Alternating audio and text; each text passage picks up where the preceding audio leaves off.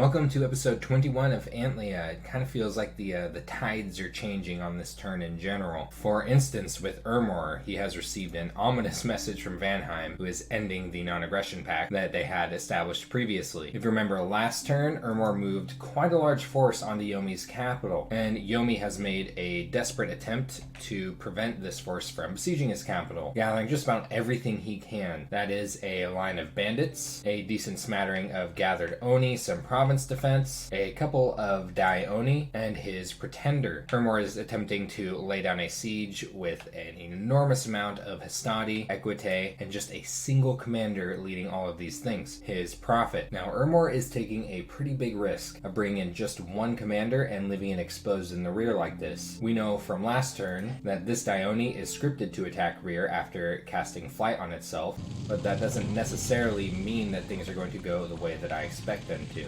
These Equite are extremely dangerous. I'm not sure if these units stand a chance, but check this out. Whoop.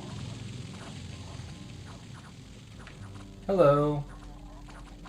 Zap. That was Charged Body getting released on Ermor's only commander, meaning imminent rout from Ermor's units, which is just in time for Yomi, as there are Equite eating at his backline. And now he's able to do some damage to Ermor's units as they retreat that he would not have been able to do otherwise at relatively minimal losses. Yomi lost a Demon Priest, 2 Mound Kings, 16 Bandits, and 6 Co-Onis. Ermor, before the retreat, lost half of his Equite, 17 Hastati, and his Prophet, and a 20 additional units. Let's see how many Equite he has left over after 39. 14. So he lost 25 Equite in that fight, which is a pretty big loss. That's 5 turns of capital recruitment. But he's quick to resupply. This time is bringing along additional leaders, and we'll see if he changes up his script in preparation for potential attack rear commands. This here is just a raid on light PD. This move right here might look a little strange, but it is in response to this message right here. There's some barbarians are going to be conducting an attack here soon, similar to what they have done up in Mir, and he hasn't done anything about that to relieve them, which, I mean, he could. These javelin units right here could easily take care of these barbarians. Though, I get it. It's just income 20. Though, I mean, the sooner you get a hold of it, the more that income's going to stack up. And there's other things like site searching. Ermor is moving a decently sizable army down to Misty Bog. He's not bringing along an H3 priest, and in the near future, he is going to have to worry about Vanheim. He is keeping up quite a bit of recruitment, so maybe looking at a war both from, his northern border, his southern, and with Yomi over here all at the same time soon. In fact, I think it's very likely, and we'll finally get to peer in and see how Vanheim conducts war in this game. C'tis hasn't had too bad of a turn. Yomi's just talking about his precarious situation. Oceania is talking about how he's about to begin war with Agartha, and is suggesting maybe talking to Agartha to turn on Ermor instead of trying to eat up C'tis.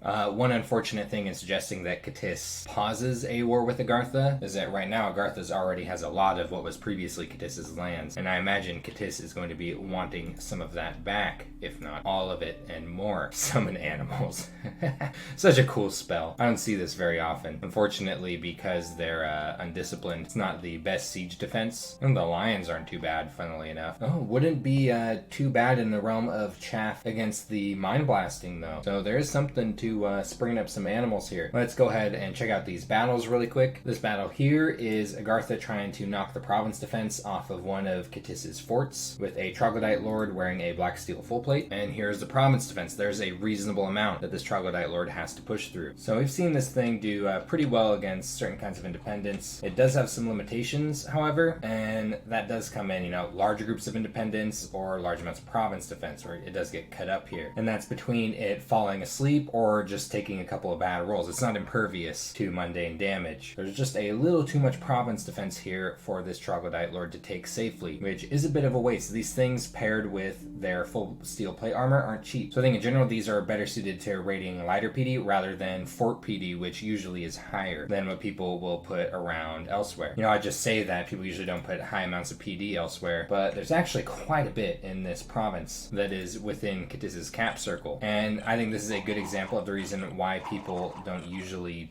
dump a lot of PD. This isn't that much that C'tis is raiding this with. Just, some warriors and a reborn casting reanimation. But it's enough to almost completely wipe out this PD while barely taking any losses whatsoever. Only 3 elite warriors for, I think, 20 PD is what was dumped here. That's a lot. It's a lot of gold. And it's a good thing C'tis took this province. Tribal chief was pretty impressed with it, gave him some gold and a magic shield. Let's check this thing. Oh, it's already given it to somebody. Who has it? Who's got that shield? What? Sauromancer has the acorns. But who, I ask you, has the shield? Huh. I can't find it. Oh, I didn't notice they did this, though. He actually hired a mercenary assassin. This guy's a badass. He's got a robe of shadows, a dusk dagger. Oh, we might see him putting that thing to work so long as he keeps up payment on it over on the mercenary page. And Agartha, let's see, has received a message from Yomi. And yep, just about the same thing that he said to C'tis. Oceania is sending kind of an interesting message to Agartha, though. He's saying they thinks it is very prudent to stop Ermor from throne rushing, which I do think Ermor's in a very good position to do. And is saying that he's going to make a corridor through Agartha's lands to be able to access Ermor, and is going to compensate Agartha for those provinces, which is a different story than what Oceania is telling C'tis. Who do we believe? Now, if you do remember last turn, Oceania is finally retaking this water province that Agartha had taken, and I'm not sure what Agartha was doing exactly, but she brought down her pretender, kitted out along with a smattering of units and a few Grey Olms. Oceania has kind of a strange assortment of units here. These Ichthysaurs aren't super impressive nor unimpressive. I see them as very average units. These Atlantean militia as below average. Stats are really crappy, but they do have some poison. An Ichthysar in the mix. Shark Knight, what a badass. So majestic on that thing. And a couple of Sirens scripted to cast small elementals. Definitely not a mirror match by any means. Really difficult to call. Not a large amount of Mind Blasters here, so they aren't going to be a huge factor, but part of Agartha's force got split to chase a single Ichthysaur warrior that started harassing her pretender. And now the other half of her forces have to face all of this bullshit by themselves, including these small water elementals, which, by the way, have fairly significant underwater regeneration, so they are pretty powerful. Agartha's pretender does just barely manage to escape this. Pretty lucky, I think, and it did retreat successfully. Dodged a bullet there, but bad dogs and Dophoros. How much PD did Agartha have here? Well, looks like about 6. Fairly standard. Is that enough for these long boys? No, it is not. These direwolves are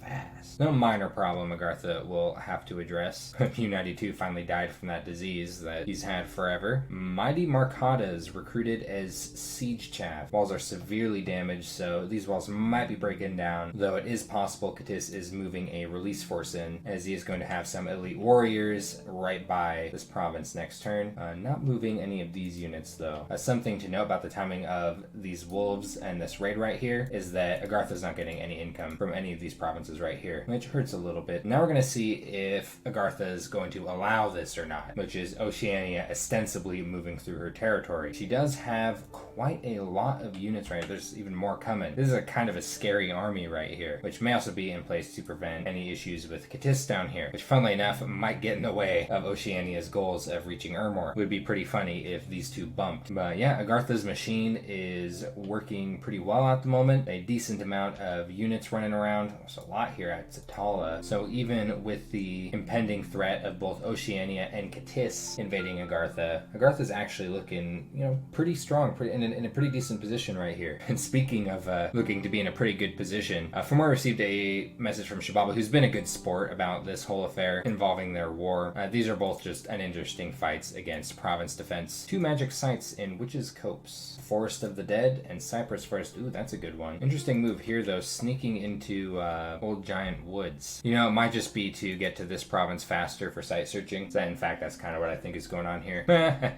Cursed. That's what they get for disturbing the dead. Moria just had some of his dudes do a bit of tomb raiding. Not a lot of gold in there. Is it really worth it? Who got cursed? Ooh, Fomorian King. That sucks. Gee, I wonder who was most interested in tomb raiding, huh? I wonder whose idea this was. Well, now look at you. And Fomoria doesn't really seem to be pressing raiding up here, which I think is kind of interesting. I mean, he is going to attempt to take Falgoth with this small party right here. I'm kind of wondering if maybe Femoria, see one of his mages isn't researching, they just recruited on his capital. It's possible Femoria did things on his turn after I recorded the turn files. It happens sometimes. There's a half-hour period between the time that I take everyone's turn files and then the turn moves over to the next turn. Players are supposed to get their turns done before the half-hour period, but sometimes they are right up against the turn timer. So that might be what happened here. Maybe he was just kind of, like these might be site searching, as I imagine he's feeling fairly confident about holding on to this territory. Man, his Dominion is really suffering, which sucks because his scales are just so gorgeous. Ooh, these are not. Really needs to get some temples up. And he's working on it. Yeah, he's preaching. He's trying. Preach. Man, this has been brutal. But Femoria is kicking back up, and there's a pretty funny message later on Yomi's turn that we'll get to. But first, let's peek in on Vanheim. Yomi sending the same message out to several people that he's pulling up in his capital, hoping things change for the better. Vanheim is approaching some important research goals. Found a magic site, Canyon of Wild Winds. At least it's a couple of air gems. It's not too bad. His blood hunting is just not going that well. Still, just no blood slaves in this round. He found 2 of them at one point, and the income is just plummeting here. Very painful. So what we do know is that Vanheim just ended the non-aggression pact with Ermor, and it's a nap 3, so I presume in a few turns we'll be seeing Vanheim's opening moves against Ermor. He seems to be sneaking in. That is so many Vanheers. Something I don't like about this army, it's kind of comparable to the problem that Ermor had when taking on Yomi's capital right here, is that there's a single commander leading a lot of very limited recruitment important units, which are also going to be a little bit hard to script with a single H2. Something I think would be a lot better for this army is bringing 3 or 4 Vanheerses leading it, as not only would they be able to efficiently bless these units and even contribute to the battle as they're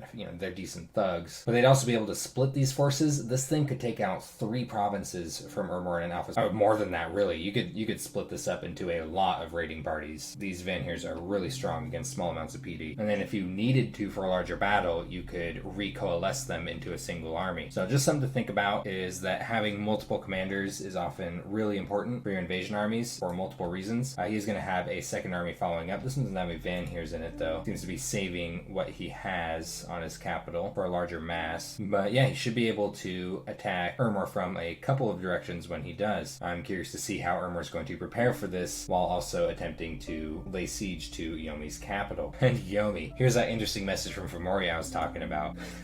Femoria is extorting him for death gems. Give me a big pile of death gems and I'm taking these provinces and I'll act like none of this ever happened. Yomi is asking for confirmation on that before sending them, though, wanting to agree to a non-aggression pact, receiving not good news from Xibalba that his fight with Femoria is not going well. Oceania is talking about invading Ermor, but Oceania is cut off from Ermor, so it's pretty difficult for him to do so. Trying to get C'tis and Agartha to stop fighting, but I do imagine Yomi is feeling pretty relieved about what just happened on his capital. He barely took any losses at all from this, actually. Just some bandits, a demon priest, a couple mound kings, and some Koanis. All of his mages intact. And check this out, Yomi just keeps on getting these events. A whole bunch of Bakemono Sho just joined up with him. Look at that, it's just another 50 free goblins. Or 60 even. Yeah, this is 60 goblins here. Absolutely nuts. And very welcome, I presume, in these trying times. He has also had a hero stroll in. This guy had a pretty heavy metal past, getting assassinated while working with the armies of the Oni kings, getting pulled out of the underworld, crazy shit. Check him out. This dude is a badass, really awesome hero. He's ethereal, he's got a chill aura, Fear 7, Death 2 holding a Bane Blade, awesome black and gold armor, and leadership 120. There's quite a bit you could do with this guy, though using him for his leadership is probably one of the better options. I wouldn't be able to help myself, though. I'd have to thug this guy out. That's just how I am with commanders that I think are cool. And I think with this battle right here, Yomi's actually looking kind of stable. Like, his territory isn't very big, but with this amount of goblins converging in this region, a decent amount of Oni, a couple of Dioni wobbling around, this is not looking like the end of the world. Here comes the Immortal Phoenix to do some raiding. Looks like Yomi's liking how that attack rear work. It is mute right now, which sucks. Halved magic skills. Wouldn't be too bad to get that healed up in a reincarnation, as healers are pretty hard to come by. It does look like Yomi's also moving his Dioni and a big pile of stuff into this province here, in case Ermor does try to raid it with what he's got here, though we know that Ermor is focusing on picking up his dispersed units here in Northia. So yeah, with Vanheim entering the war against Ermor soon, potentially Oceania doing the same, Yomi looking relatively stable over here. He might be able to pay off Femoria, keep Femoria off of his back. Things are starting to look a little bit okay for Yomi. After all, being small is better than being dead. Message to Xibalba from Yomi. The cave is all yours. Well, presuming that he can take it, maybe. Oceania telling Xibalba that he's working toward fighting off Ermor. So I don't think Ermor is an enormous concern for Xibalba. I think he's got other problems. Brigands, yeah, I don't think Xibalba cares. I think Xibalba is preparing to become a single death ball of scorpions, and then maybe seeing what he can do from there. We still got some Sun Guide recruitment going. Keen. What a wonky mage. Like a crappy flying Buddha. Yeah, I don't know what Xibalba is going to do. He seems to be on the way out of this game. But, it wouldn't be the first time that a player seemed like they're on the way out and they managed to stabilize or even reverse their position. He could pick up some Sacred Jaguars if he wanted to. He has enough nature gems. His Pretender has the paths for it. Blood hunting the capital base. Who needs gold? Let's get some blood slaves. Something I do think that's worth pointing out here is he has quite a few gems that are unspent at this stage. And I think part of it is his build has been pretty restrictive in being able to use them. He's had to have his Pretender researching a lot. So he hasn't had a lot of freed up mage turns. He hasn't been able to recruit a lot of mages from lack of gold. Now, part of this is he was unlucky in his start, but that's something that you gotta factor in. Like, you should be able to deal to some extent with difficult independence. And this build was really slow at that. And now he's stuck with a big pile of gems that under different research capability circumstances, under different mage access circumstances, he may have been able to use to more effectively fight this war. That's a lot of fire gems. He could have been making fire elementals. He could have been making terracotta soldiers. Could have turned it into gold. Air gems are a little bit trickier to use, but do keep in mind that he does have recruitable air magic. The Kamazots and the C'tis both sometimes land air, and Kamazots are a very good thing to recruit, but unfortunately he would need this cave down here for that, which, might have been viable if he had better expansion. It's not that far from his capital, and then, he's looking at Owlquills. Some Jaguars wouldn't be too bad, though he only has enough gems for a single casting of them. It's just something to think about, It always hurts to be in a losing position while you're sitting on a lot of gems, because using up those gems, which, he hasn't been able to do very well because of his research, can make huge differences in a war. Oceania receiving a message from Yomi saying he can't see any way to defeat this many Hastati. Well, he did figure it out. With Ermor scripting, just attack rear options suffice on flying units, though Ermor might be changing his strategy after what just happened. Oceania has successfully lured another sage off of this province. Those sages really like these sirens, think they're really pretty, but the Lion Tribe Witch Doctor ain't having none of it. I imagine Oceania is feeling pretty good about this fight right here. Got there just in time to screw this merchant out of some gems, but he's not immediately pressing into Agartha. He's instead consolidating his forces here on Embracer before moving up. It's a lot of water gems. Looks like this army is prepared to go a decent ways, though I do wonder how well it's going to do against Mind Blasters. No, not the little Octarinos, not the little Tentacolinos. That's been turn 22 of Antlia. It seems to be all eyes on Ermor now. I think this turn has been a good example of how quickly wars can turn. There's been a lot of examples of that in this game in general, and I'm sure we're going to see more examples in the future. I'll see you in the next episode.